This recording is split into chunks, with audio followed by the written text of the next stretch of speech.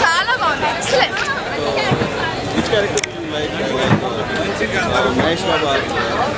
అంటే మహేష్ బాబుది ఒక డిఫరెంట్ క్యారెక్టర్ ఉంటుంది.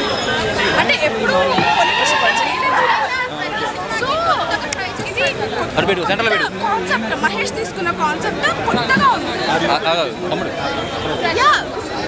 ఇది సాటిస్ఫైడ్ కాదు, ఎక్సలెంట్.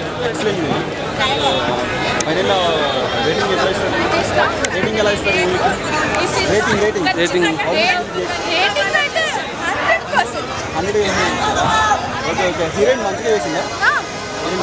ఈ సినిమా హిట్ అవుతుందని ఇలా చెప్పచ్చు.